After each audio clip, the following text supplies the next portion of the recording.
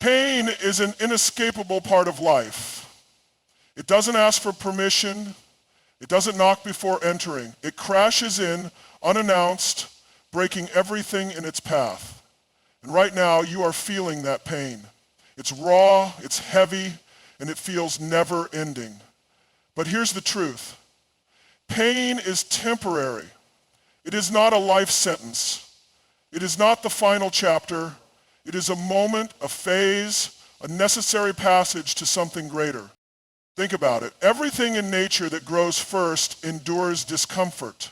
A seed has to break through the soil before it can reach the sunlight. A butterfly struggles inside its cocoon before it can spread its wings. A diamond is formed under intense pressure. Growth has never been a painless process. It has always required some level of suffering, but what separates those who thrive from those who remain stuck is the understanding that pain is not the enemy. It is the tool that shapes you, strengthens you, and forces you to evolve. When you go through no contact, it feels like you are being ripped apart from something that was a part of you. You have spent days, months, maybe even years attaching your happiness to this person. They became your safe space, your comfort, your routine, and now that connection is severed. The silence is deafening. The absence is suffocating. Your mind plays tricks on you, making you believe that this pain will never fade, that you will never find joy again. But that is a lie, a distortion, a trick your wounded heart is playing on you. The mind craves familiarity. It seeks what it knows, even if what it knows is toxic. It resists change because change feels like a threat. And that's why pain during no contact feels unbearable. Your mind is not just grieving the person, it's grieving the identity you built around them. You see, when you love someone deeply, they don't just occupy space in your heart. They occupy space in your identity. They become a part of how you see yourself, how you move through the world, how you define your worth. And when they leave, it feels like a part of you is being ripped away. But that is an illusion. Because who you are has never been dependent on someone else. This pain you feel right now is not a sign that you have lost something essential. It is a sign that you are shedding what no longer serves you. It is the necessary destruction before the rebirth. Every tear, every sleepless night, every aching moment is breaking down the version of you that was dependent on someone else for validation, for love, for a sense of purpose. And in its place, something stronger is being built. Growth is not always visible in the moment. It happens in the unseen spaces, in the quiet moments when no one is watching. It happens when you choose to sit with your pain instead of running from it. It happens when you resist the urge to break no contact, not because it's easy, but because you respect yourself too much to go backward. It happens when you wake up and choose to get through another day, even when every part of you wants to collapse. The mistake most people make is assuming that pain is a sign that something is wrong. That if they feel this much discomfort, it must mean they made the wrong choice. But pain is not proof that you should go back. Pain is proof that you are healing. It is proof that you are breaking old patterns, rewiring your mind, reclaiming your power. The discomfort is not a reason to quit. It is a reason to keep going. There will be moments when it feels like the pain is winning, when the memories feel too heavy, when the loneliness feels unbearable, when the temptation to reach out feels overwhelming. In those moments, remind yourself, this pain is temporary. It is a storm, not a permanent condition. And like all storms, it will pass. No one escapes growth without walking through fire. The question is, will you let the fire consume you, or will you let it forge you into something unbreakable? Silence is uncomfortable. It feels unnatural. It feels like something is missing, like an empty void waiting to be filled. When you're used to constant communication, validation, and emotional exchanges, silence can feel like a punishment, a cruel, isolating experience that amplifies every insecurity, every doubt, every lingering attachment. But silence is not suffering. It is not deprivation. It is power. Think about the times in your life when silence has made you uncomfortable, when a text went unanswered, when a conversation ended before you had closure, when someone you cared about pulled away. That space, the gap between what you expected and what you received, becomes filled with anxiety, with assumptions, with overthinking. Your mind rushes to fill the silence with its own version of reality. It tells you that they don't care, that they have moved on, that you are forgotten. But none of that is truth. That is fear talking.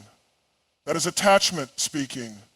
That is your need for control, trying to grasp at something that is slipping away. The reason no contact feels unbearable is because you have been conditioned to believe that communication equals control. That as long as there is a connection, you have influence. That as long as you are present in their life, they cannot forget you. But this is a lie.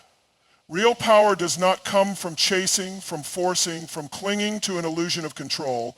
Real power comes from detachment, from the ability to stand in silence and trust that what is meant for you will find you, and what is not will fade away. Right now, your mind wants to convince you that breaking the silence will bring relief, that a single message, a single interaction will ease the tension, but that relief is an illusion. The moment you break no contact, you are not gaining peace, you are losing power. You are reinforcing the belief that your emotions are dependent on their response, that your healing is tied to their presence. And every time you do that, you give them more control over your mind, your heart, and your self-worth. Silence is not weakness. It is a strategy. It is the space where healing happens. When you remove external noise, you are forced to listen to yourself, to the parts of you that have been neglected, the wounds that need attention, the truth you have been avoiding. It is in this silence that you realize how much of your identity was wrapped around someone else, how much of your happiness was dependent on their validation, how much of your energy was spent proving your worth to someone who should have seen it from the start. There is a reason why people struggle with silence. It forces them to confront themselves. When the distractions fade, when the messages stop, when the calls no longer come, you are left with only you. And that can be terrifying because it means you have to face the reality of your emotions without external reassurance. But this is where the real transformation happens. This is where you stop looking for someone else to complete you and start realizing that you were never incomplete to begin with. Silence also speaks louder than words. When you maintain no contact, you are not just ignoring them. You are sending a message.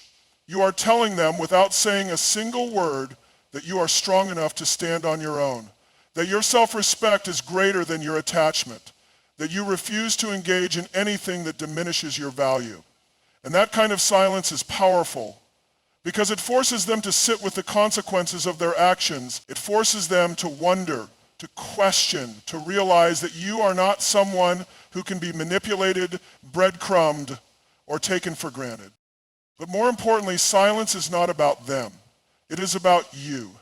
It is about shifting your focus from what they think, what they feel, what they might do, to what you need, what you deserve, what you are building for yourself. Every second you stay in no contact is a second invested in your future, your healing, your evolution. It is proof that you are choosing yourself over a temporary emotional fix. There will be moments when the silence feels unbearable, when your mind urges you to reach out, to seek closure, to hear their voice just one more time. In those moments, remind yourself, silence is not your enemy. It is your ally. It is the space where your power grows, where your healing deepens, where your future self is being built. No contact isn't just about resisting the urge to call or text. It's not just about staying away from their social media or avoiding places where you might run into them. The real battle is in your mind. It's the war happening inside your head. The constant back and forth between your rational self and the part of you that still wants to hold on. The struggle isn't against them. The struggle is against the version of you that still believes you need them. Your mind is a battlefield, and right now it is under attack. Memories flood in, seemingly out of nowhere. Your brain replays old conversations, old moments of happiness, making you question if you made the right decision. It filters out the bad and romanticizes the good. It convinces you that you were happier with them, that things weren't as bad as they seem, that maybe, just maybe, they'll change if you give them another chance. This is the battlefield. This is where most people lose. Because what's happening isn't just emotional, it's neurological. Your brain has been wired to associate this person with comfort, with happiness, with love. Every time you were around them, every time you received a message, every time they gave you attention, your brain rewarded you with a hit of dopamine. You became addicted, not just to them, but to the feeling they gave you. And now, in their absence, your brain is going through that's why no contact feels unbearable. That's why your mind keeps pulling you back. But here's the truth. Feelings are not facts. Just because you feel like you need them doesn't mean you do. Just because you feel like reaching out will bring relief doesn't mean it actually will. Your mind is trying to trick you into seeking temporary relief, even if it means long-term damage. It's trying to convince you that breaking no contact will give you closure, but deep down, you already know the truth. Closure isn't something they can give you, it's something you have to create for yourself. So how do you win this battle? How do you stop yourself from falling into the trap of your own mind? First, you have to become aware of your triggers. What moments make you want to break no contact? Is it when you're lonely? When you're tired? When you hear a song that reminds you of them? When you scroll through social media? Identify the situations that weaken your defenses and then take control. If social media is triggering you, block or mute them. If music is pulling you back, change the playlist. If loneliness is creeping in, fill your time with things that build you, not break you. Second, challenge your thoughts. When your mind tells you that they were the best thing that ever happened to you, ask yourself, is that really true? When it tells you that you'll never find someone better, demand proof. When it whispers that they're probably happier without you, remember that their journey is none of your concern. Your only focus is winning the war in your own mind. Third, replace obsession with purpose. The more you fixate on them, the more power you give them. Every time you catch yourself thinking about them, redirect that energy into something productive. Go to the gym, work on a skill, build something for yourself. Let your pain fuel your progress. Because here's the thing. The mind will focus on whatever you feed it. If you feed it thoughts of them, it will stay stuck in the past. If you feed it visions of your future, it will start creating it. Lastly, understand that your mind is not your enemy. It is your greatest weapon. Right now, it might feel like it's working against you, but that's only because it's still conditioned to believe that they are essential to your happiness. The more you train it to see reality, the more you take control. Your thoughts are not your master, you are. And when you learn to control your mind, you win the war. Discipline is the bridge between who you are now and who you are meant to become. It is not built on feelings, nor is it dependent on motivation. Discipline is a decision, a commitment, a relentless choice to prioritize your future over your temporary emotions. Right now, no contact feels like a battle of willpower, a test of how long you can hold out before giving in. But that's the wrong perspective. No contact is not a waiting game. It is a transformation process. Every day you stay disciplined, you are not just avoiding a mistake, you are actively building a new version of yourself, a version that no longer chases, a version that no longer settles, a version that no longer accepts less than they deserve. But discipline is hard. It's uncomfortable because it requires you to do what is right, not what is easy. And the truth is, easy never leads to growth. Think about why so many people fail at no contact. Why do they cave? Why do they reach out even when they know it will only bring them pain? Because they let their emotions make their decisions. They let a bad day convince them to seek comfort in the past.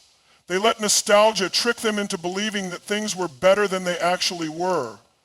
They let their momentary loneliness override their long-term self-respect.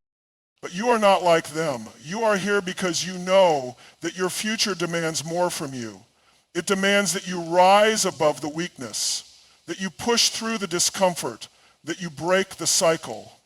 Every time you resist the urge to break no contact, you are proving to yourself that your future matters more than a fleeting moment of relief.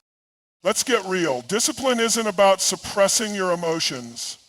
It's not about pretending that you don't miss them or acting like you don't care. Discipline is about feeling everything and still making the right choice. It's about acknowledging the pain but refusing to let it control you. It's about recognizing the longing but choosing self-respect over temporary validation.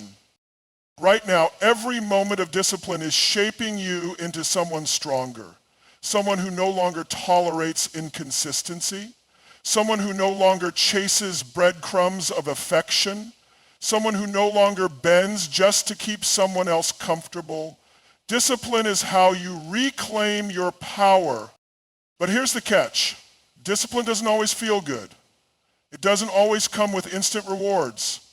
In fact, most of the time it feels like you're making sacrifices with nothing to show for it. It feels like you're losing while they're winning. Like you're suffering in silence while they move on without a second thought. But discipline isn't about them, it's about you. Your future self is watching every decision you make. And one day, whether it's a few months from now or a year down the line, you will look back at this moment and be grateful that you chose strength over weakness, that you chose to invest in your own growth instead of pouring yourself into someone who was never meant to hold you. Because that's what this is, a test of how much you value yourself, a test of whether you will break under pressure or rise above it, a test of whether you will let your past define you or let your future guide you. The question is, will you pass?